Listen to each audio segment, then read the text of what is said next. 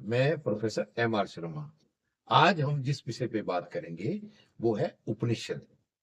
अब प्रश्न उठता है कि उपनिषद क्या है? उपनिषद वो विद्या है जिससे ब्रह्म का साक्षात्कार किया जा सके।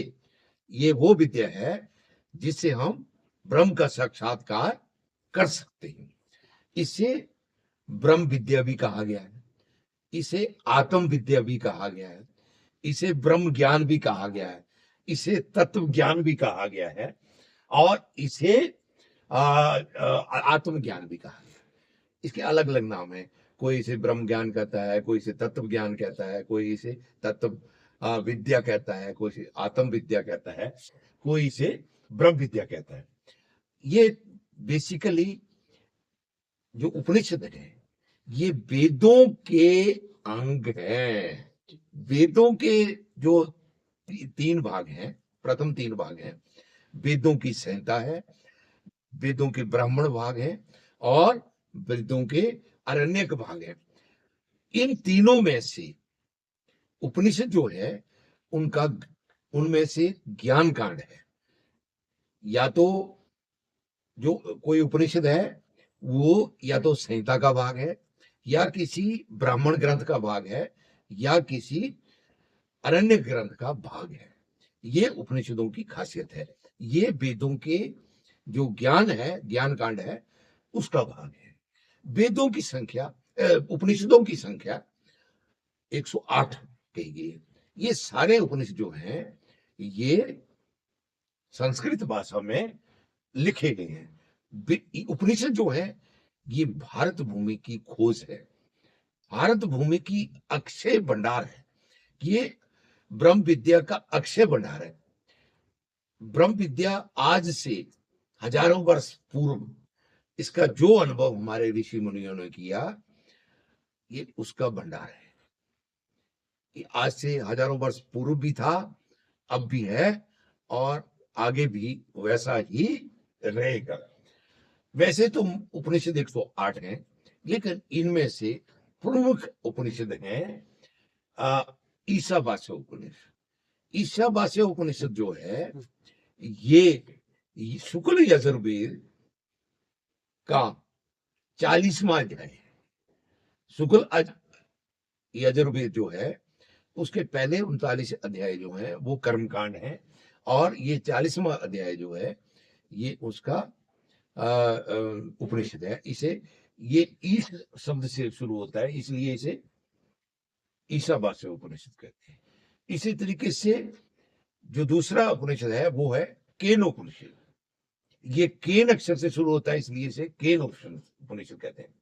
इसी तरीके से जो तीसरा उपनिषद है उसे कठोपनिषद कहा गया है। कठोपनिषद एक बहुत ही प्रसिद्ध उपनिषद है।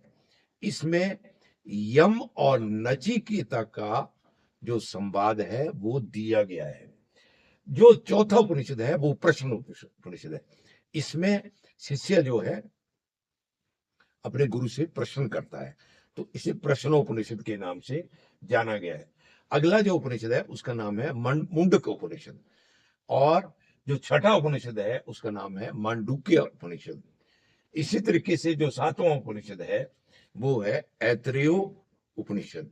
आठवां उपनिषद जो है वो तैतरीय उपनिषद है और जो नौवां उपनिषद है वो श्वेताश्वर उपनिषद है। इसके बाद जो 10वां और 11वां उपनिषद है वो बहुत ही बड़े उपनिषद है। छांदोग्य उपनिषद और बृहद आरण्यक उपनिषद। छांदोग्य उपनिषद में ब्रह्म विद्या की विस्तार से व्याख्या की गई और इसी तरीके से जो बृहद आरण्यक उपनिषद है ये बहुत साइज में बहुत बड़ा है और अनन्य का भाग है, इसलिए इसे बृहद आरण्यक उपनिषद कहते हैं। इन 11 उपनिषदों पर आदि शंकराचार्य जी ने अपना भाष्य लिखा है और सभी जितने भी उपनिषद हैं इनकी विषय वस्तु जो है वो आत्म विद्या है, ब्रह्म विद्या है, तत्व ज्ञान है। इसलिए ये हमारे भारत की खोज है। और ये हजारों वर्ष पूर्व ये हमारे जो वेदों के भाग थे, ये अब भी हैं। और इसे भारत से बाहर भी, इन उपनिषदों को भारत से बाहर फॉरेन के विद्वानों द्वारा भी बहुत सराहा गया है। और शोपेनहावर ने तो ये कहा था कि अगर ब्रह्म विद्या, ऐसी ब्रह्म विद्या हमारे पास बिल्कुल नहीं है, और अगर हमारे पास होती तो हमें भारत की ओर ना देखना पड़ता। लेकिन ऐसी विद्या के लिए हमें हमेशा ही भारत की ओर देखना पड़ेगा। सभी आ, हमारे जितने भी विद्वान, प्रसिद्ध विद्वान हुए हैं, या बहुत सारे शंकराचार्य हुए हैं, उन सभी ने इन 11 उपनिषदों पर अपनी डिस्क्रिप्शंस या भाष्य जो है वो लिखे हैं।